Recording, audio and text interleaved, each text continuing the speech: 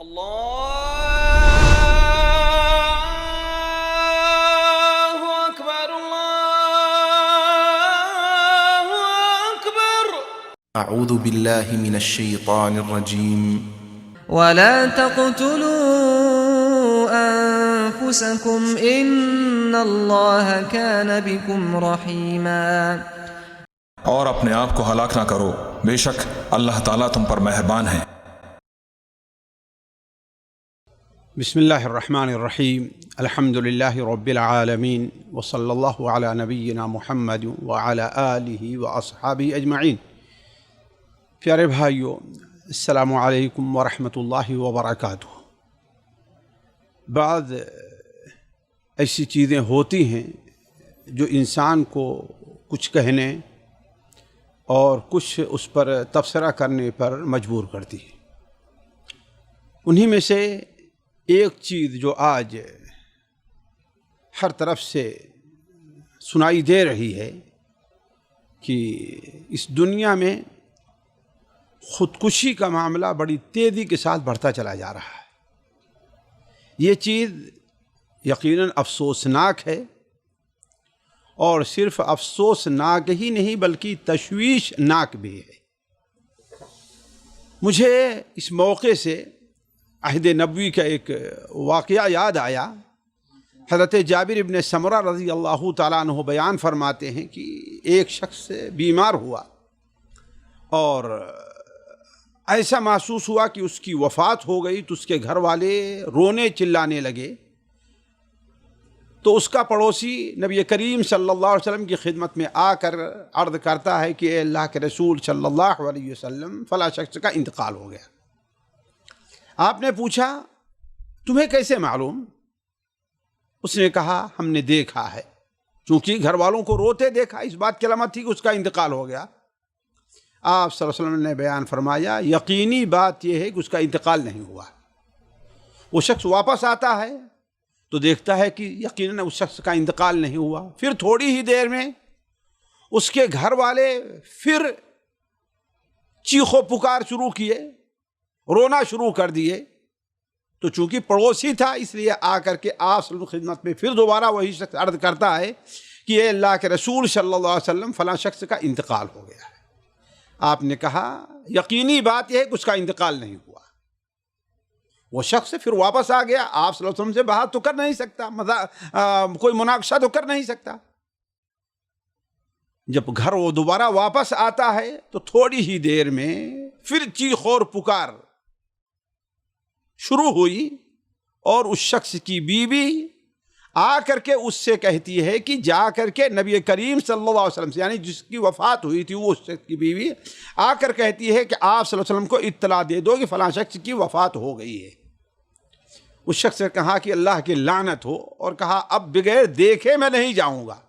چنانچہ دیکھنے کے لیے گیا تو اس شخص نے جب اس کو بیماری، الجھن اور پریشانی نے زیادہ تنگ کیا، خود اپنے ہی نیزے یا اپنے ہی تیر کی انی سے اپنے گلے کو کاٹا، زخمی کیا، اور اس کی وفات ہو گئی۔ وہ شخص آ کر کے نبی صلی اللہ علیہ وسلم کی خدمت میں عرض کرتا ہے کہ اے اللہ کے رسول صلی اللہ علیہ وسلم، فلاں شخص کی وفات ہو گئی۔ آپ نے کہا کیا تم نے اسے دیکھا ہے؟ یعنی یہ تیسری بار۔ اس نے کہا کہ اے اللہ کے رسول صلی اللہ علیہ وسلم، ہم نے دیکھا ہے، اور معاملہ ایسا ہے کہ اس نے اپنے ہی نیزے یا اپنے ہی تیر سے اپنے گلے کو پھاڑ لیا ہے اور اس کا انتقال ہو گیا ہے۔ آپ صلی اللہ علیہ وسلم نے ارشاد فرمایا تب تو میں اس کی نماز جنازہ نہیں پڑھوں گا، تب تو میں اس کی نماز جنازہ نہیں پڑھوں گا۔ ساتھیو، ایک مسلمان ہونے کے ناطے اس حدیث کے اوپر غور کریں تو ہمیں کئی فائدے ملتے ہیں۔ سب سے بڑا فائدہ جو ملتا ہے وہ یہ ہے کہ اسلام کی نظر میں خودکشی حرام ہے، بلکہ اگر یہ کہا جائے کہ شرک باللہ کے بعد یہ سب سے بڑا گناہ ہے تو شاید بے جانا ہو۔ قرآن مجید کی بعض آیتیں اور اللہ کے رسول کی احادیث اس کے اوپر دلیل ہیں۔ چنانچہ صحیح بخاری میں حضرت انس بن مالک رضی اللہ تعالیٰ عنہ کی روایت ہے کہ آپ صلی اللہ علیہ وسلم نے کبائر کا ذکر فرمایا یا آپ سے کبائر کے بارے میں پوچھا گیا تو آپ نے فرمایا الشرک باللہ وقتل النفس وعقوق الوالدین، سب سے بڑا کبیرہ شرک باللہ ہے اور قتل النفس، نفس کو کسی جان کو مارنا ہے، اپنی جان ہے یا دوسرے کی جان ہے، اور تیسری چیز عقوق الوالدین ہے۔ اسی طریقے سے ساتھیوں اس حدیث سے یہ بھی ہمیں پتہ چلا کہ اسلام کی نظر میں خودکشی ناقابل معافی گناہ ہے۔ ذرا غور کریں گے، ناقابل معافی گناہ ہے، حتیٰ کہ جو شخص خودکشی کر رہا ہے اس لائق بھی نہیں ہے کہ رحمت للعالمین صلی اللہ علیہ وسلم اس کے لیے دعائے مغفرت کرے۔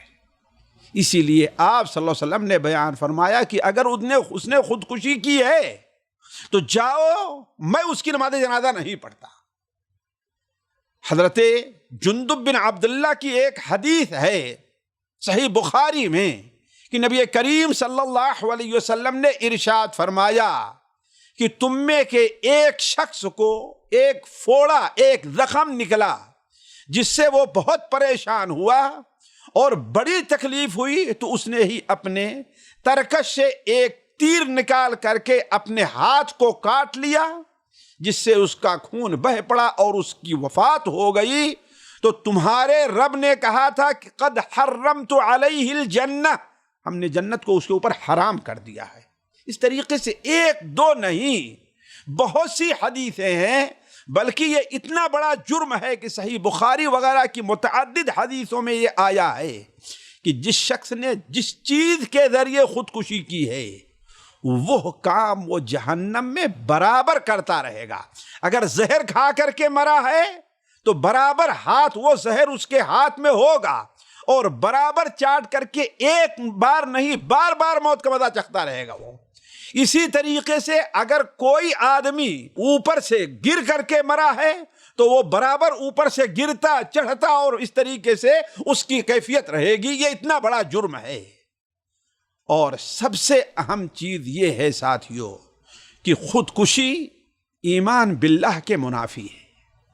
اگر اس شخص کا ایمان یہ ہوتا کہ اللہ تبارک و تعالی کی تقدیر کو کوئی چیز ٹال نہیں سکتی، اللہ نے جو میری تقدیر میں لکھا ہے میں اپنی موت کو لا کر کے میں